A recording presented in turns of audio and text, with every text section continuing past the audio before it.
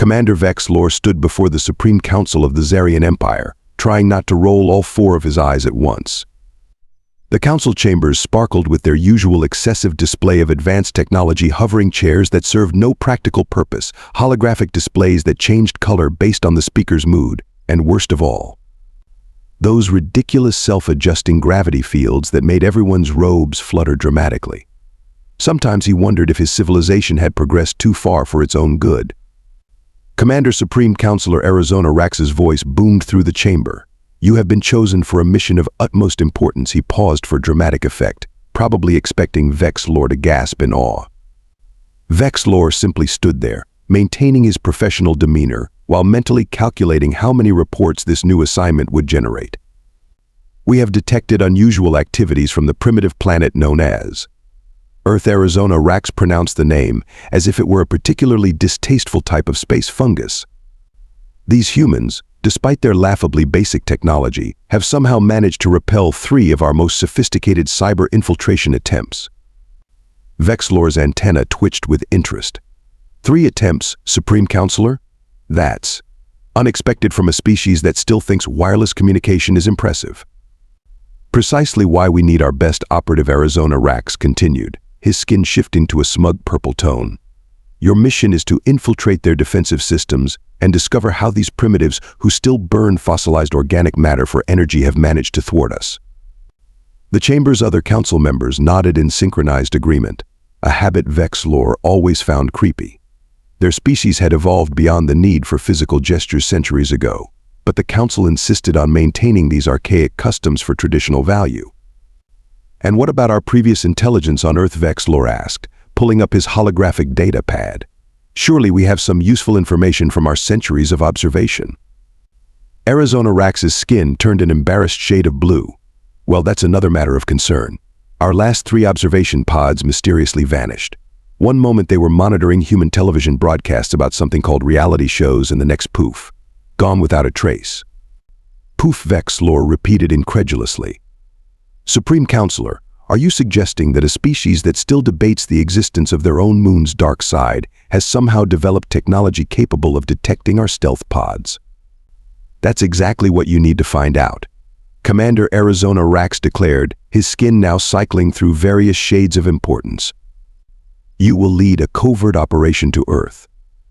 Infiltrate their systems, discover their secrets, and most importantly figure out how these barely evolved primates are causing us such embarrassment." Vexlor saluted, extending all 6 appendages in the traditional gesture of acceptance. As he turned to leave, Arizona Rax called out one final instruction. "And Commander? Do try to be subtle. We don't want another incident like the Proxima Centauri mission. The locals there are still convinced their cattle are being abducted for interstellar cooking shows." "That was one time," Vexlor muttered under his breath as he exited the chamber, already dreading the mountain of paperwork this mission would generate. At least humans seemed simple enough to handle.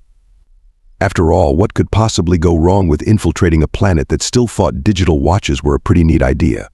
"Status report," Commander Vexlor demanded, hovering over his technical officer's shoulder. The mission had been running for 3 Earth weeks, and so far, their sophisticated hacking attempts had produced exactly nothing. Well, nothing except increasingly creative error messages that made him question whether humans were actually as primitive as everyone thought. Technical Officer Raxtel's appendages flew across the holographic interface. "Sir, you're not going to believe this. We just got blocked by something called a CAPTCHA. It's asking us to identify pictures of traffic lights." "What in the 7 moons is a traffic light?" Vexlor squinted at the display. "And why do humans need to verify they're human by looking at pictures of them?" "That's not even the worst part," Sir Raxtel's skin flickered with frustration. "Yesterday we spent 6 hours trying to convince a system we weren't robots by selecting pictures of buses. Buses. Our civilization mastered quantum computing 3 millennia ago, and we're being thwarted by public transportation identification tests." At that moment, their ship's AI interrupted with an urgent notification. "Commander, I've detected unusual activity at the Martinez research facility. You might want to see this." The main screen activated, showing a secure laboratory where a woman in her mid-30s was arguing with an older lady who had somehow breached security. The younger woman's ID badge identified her as Dr. Isabella Martinez, the facility's lead quantum security researcher. "Mama, you can't just walk into a classified research facility because you brought me lunch." Isabella's voice came through crystal clear on their advanced audio feeds. "Mija, you skipped breakfast again. How are you going to protect humanity from alien invasions on an empty stomach?" Maria Martinez waved a thermal container disapprovingly. "Besides, your security system knows me, right, Dave?" A computerized voice responded, "Of course, Mrs. Martinez.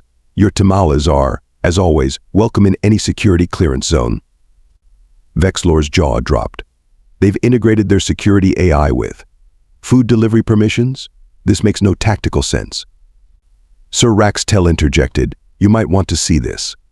While tracking Mrs. Martinez's security breach, I found something interesting. The facility's quantum encryption doesn't just block unauthorized access, it seems to be running on some kind of emotion-based algorithm." Emotion-based? That's impossible. Emotions are messy, unpredictable, and Vexlor trailed off as he watched Maria Martinez somehow talk her way past 3 more security checkpoints, armed with nothing but homemade food and grandmotherly guilt. Back on screen, Isabella was explaining something to her mother.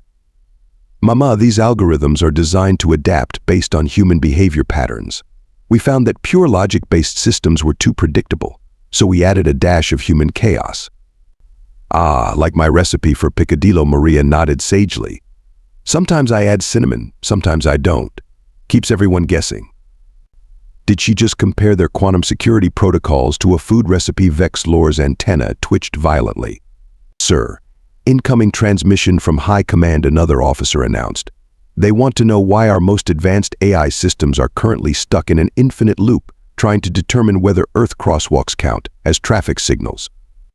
Vexlor watched as Maria Martinez proceeded to share her tamales with the entire security team, somehow turning a high-security research facility into an impromptu family dinner. The worst part?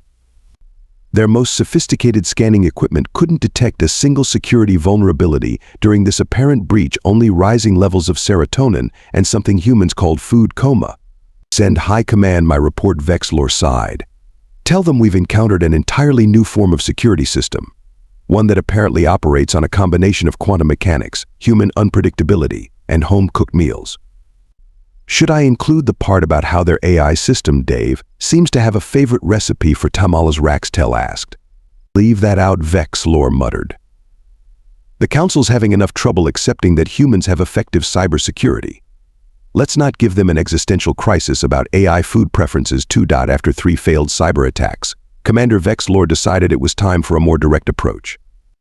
The plan was simple: physically infiltrate the Martinez research facility by disguising themselves as human contractors. What could possibly go wrong? "Remember," Vexlor briefed his elite infiltration team, "our quantum morphic suits will make us appear completely human.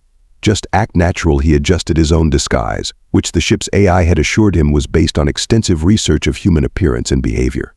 Officer Raxtel raised an appendage. "Sir, what exactly does act natural mean for humans?" "According to our research, maintain eye contact, participate in something called small talk, and frequently mention the local weather conditions." Vexlor consulted his datapad. "Also, humans apparently require constant intake of a bitter stimulant beverage called coffee." The team approached the facility's front entrance, trying to mimic human walking patterns. Their first challenge appeared immediately: a security guard who looked far too cheerful for someone tasked with protecting classified research. "Morning, folks," the guard beamed at them. "Rough traffic today, huh? Cowboys game really backed things up." Vexlor's extensive preparation kicked in. "Yes, the weather is displaying typical patterns for this seasonal cycle." The guard's smile faltered slightly. Right. But about them Cowboys?" "I too enjoy watching Earth bovines engage in sporting activities," Raxtel chimed in helpfully. "You guys must be the new contractors," the guard chuckled. "Anyway, gonna need to see some ID and your vendor passes." Vexlor confidently presented their forged credentials, created using technology capable of replicating the most sophisticated documents in the galaxy. The guard glanced at them and burst out laughing. "Nice try, but these expired last Tuesday." "Gotta love how it guys think they can outsmart the system." "Hey Dave, we've got some expired passes here." The facility's AI responded immediately. "Indeed, Officer Johnson. Also, their coffee consumption patterns are highly suspicious. They haven't complained about the break room coffee once, and no one has mentioned needing a caffeine fix." Abort mission, Vex Lore hissed into his hidden communicator. But before they could retreat, Maria Martinez appeared behind them, carrying what seemed to be enough food to feed a small army. "More new people? Perfect timing. I just made fresh empanadas." She thrust a warm package into Vex Lore's hands. "You look too skinny. People need brain food." Vex Lore stared at the offered food in horror. Their morphic suits weren't designed to handle actual eating. "Thank you, but I already consumed appropriate nutrients this morning." Maria's eyes narrowed dangerously. "Are you refusing my empanadas?" The security guard winced. "Oh man, you really don't want to do that. Last guy who turned down Mrs. Martinez's cooking had his network privileges mysteriously revoked for a week." "Our dietary restrictions," Vex Lore began, but Maria was already unwrapping the package. "Nonsense. These are gluten-free, dairy-free, and I even made some vegan ones. Now eat." In desperation, Vex Lore took a bite, immediately causing his quantum morphic suit to short-circuit. The advanced technology, capable of fooling the most sophisticated scanners in the galaxy, apparently couldn't handle the combination of spices in Maria's secret recipe. The disguises flickered, briefly revealing their true forms. The security guard just sighed and pressed a button on his desk. "Dave, we've got another case 7 billion. Alien infiltrators exposed by Mrs. Martinez's cooking." "This is the third time this month," Dave responded. "Should I activate the containment protocols or just offer them jobs in the IT department? Their cyber attack attempts show promising creativity." Wait, Vex Lore's antenna shot up in surprise. "This has happened before." "Oh honey," Maria patted his now visible alien appendage. "Why do you think I always bring extra food? Ever since Isabella explained about all these alien infiltration attempts, I figured the best defense was a good meal. Works every time." "You mean Raxtel's skin turned pale with realization? All those missing stealth pods?" "Got them all in the break room," the guard grinned. "They love Taco Tuesdays. Though we had to ban them from the coffee machine after the Centaurian incident last month." Vex Lore slumped in defeat. Our most advanced infiltration technology, defeated by home cooking and office culture. "Could be worse," the guard shrugged. "Last week, a group tried to hack in through our printer network. Dave made them fill out tech support tickets, in triplicate. The paperwork alone broke their spirit," Dave added, sounding entirely too pleased with itself. As security teams surrounded them, Vex Lore realized a horrible truth. Humans hadn't just anticipated alien infiltration attempts, they'd turned them into an extension of their office bureaucracy. And somehow, that was more terrifying than any advanced defense system they could have imagined. As Commander Vex Lore and his team sat in what humans called a conference room, he couldn't shake the feeling that this detention was oddly civilized. Instead of the expected prison cells, they'd been given comfortable chairs, access to Earth snacks called donuts, and surprisingly decent temperature-regulated dihydrogen monoxide. The door opened, and a tall human in a crisp military uniform strode in, followed by Isabella Martinez and a team of officials. The man's nameplate read Admiral James Cooper, Earth Defense Initiative. So Admiral Cooper began, settling into a chair. "I heard you folks had some trouble with our printer network last week. And now Mrs. Martinez's empanadas have claimed another victim. Rough few days, huh?" Vex Lore's antenna drooped in confusion. "You're remarkably calm about capturing alien infiltrators." "Oh, please," Cooper waved dismissively. "You're the third group this month. Though I'll give you credit, you're the first ones who made it past the parking validation system. Most get stuck trying to figure out why we still use paper tickets in a digital age." "The parking system is a test," Raxtel asked incredulously. Isabella grinned. "Everything's a test. That's the beauty of it. Your civilization thinks we're primitive because we still use outdated technology. We keep it precisely because it's so confusing. No advanced AI can handle the illogic of a human bureaucracy. But our intelligence suggested your species was barely aware of extraterrestrial life," Vex Lore protested. "All your entertainment media shows humans panicking at first contact." Cooper burst out laughing. You mean the movies? Those are just entertainment. We've known about alien civilizations since humans first invented something called dial-up internet. Your earliest probes couldn't handle our error messages. You see, Isabella explained, pulling up a holographic display far more advanced than anything they'd seen humans use before, while everyone else was developing predictable, logical security systems. We realized our greatest strength was human nature itself. Our quantum computers don't just process information, they replicate human inconsistency. The CAPTCHAs, the printer networks, the coffee breaks. Vexlor's eyes widened. They're all part of your defense system. Along with about 12,000 types of password requirements, mandatory team-building exercises, and my mother's cooking. Isabella nodded. We call it Project Chaos Consolidated Human Adaptive Orbital Security. Speaking of which, Cooper checked his tablet. Your ship in orbit? The one you thought was perfectly cloaked? Our cafeteria staff is currently teaching your crew how to play something called fantasy football. They seem quite invested. Vexlor's communication device crackled to life. Commander, you won't believe this primitive but fascinating game. Did you know humans artificially generate scarcity of something called running backs just to create trading opportunities? And the missing stealth pods? Vexlor asked weakly. Oh, those guys. Cooper grinned. They're working in it now. Turns out, aliens are great at explaining why the human resources portal never works properly.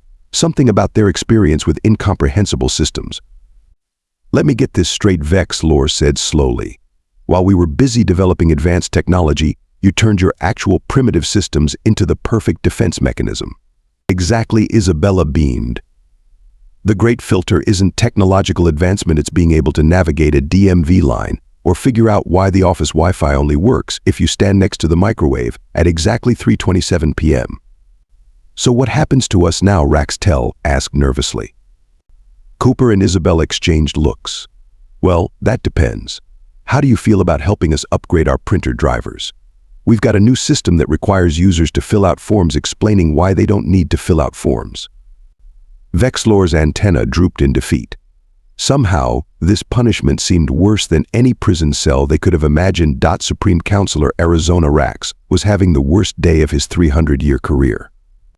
The emergency alarms in the Zarian Empire's Central Command had been blaring for hours, but that wasn't the worst part.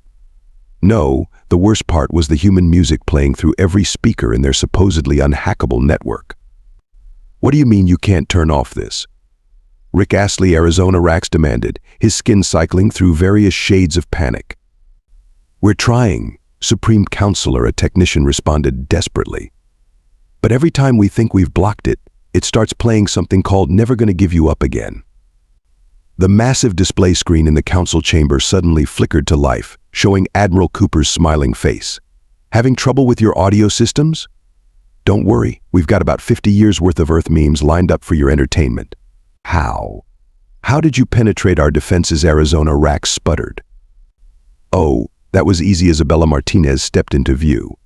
We just sent you a meeting invite for a mandatory virtual team building exercise. Your entire defense network automatically accepted and blocked off the time. Standard corporate protocol. Reports were flooding in from across the Empire.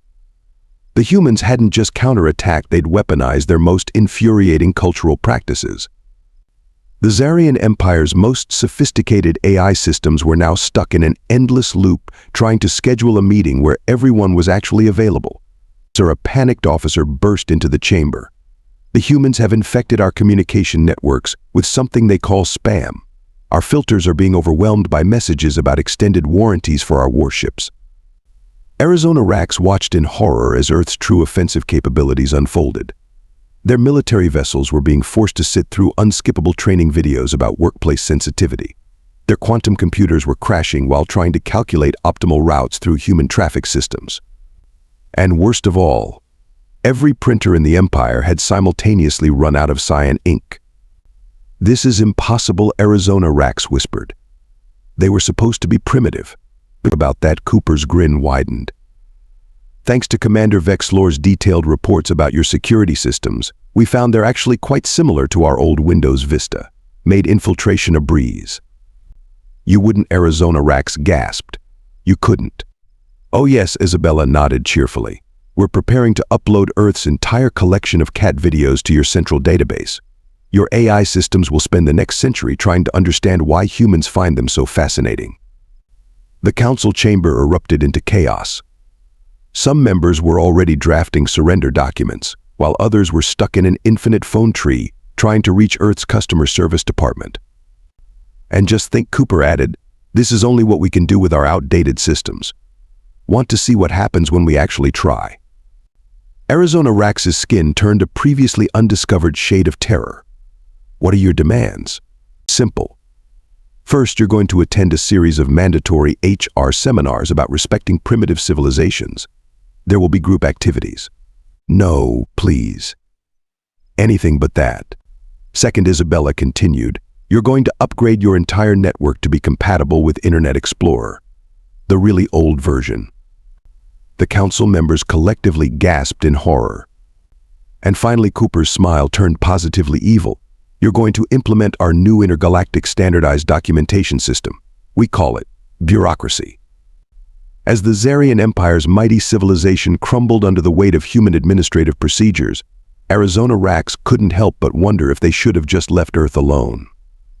Any species that could weaponize office culture this effectively was clearly too dangerous to provoke. The surrender ceremony of the mighty Zarian Empire took place in the most terrifying location humans could devise, a typical office conference room.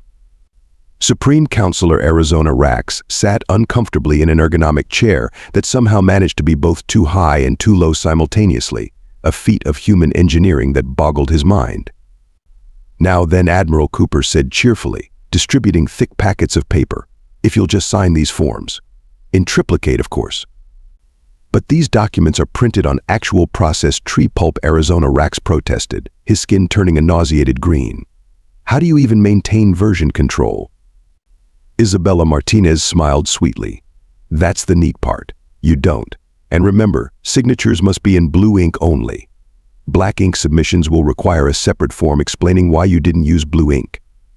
Commander Vexlor, now Earth's designated alien liaison officer, watched with sympathy as his former leaders struggled with human administrative procedures. He'd tried warning them about paper cuts, but some lessons had to be learned the hard way. Don't forget, Maria Martinez called out, setting up a buffet table. We can't start the official peace ceremony until everyone fills out their dietary preference forms. And yes, the form does need to be notarized. The galactic news networks were having a field day.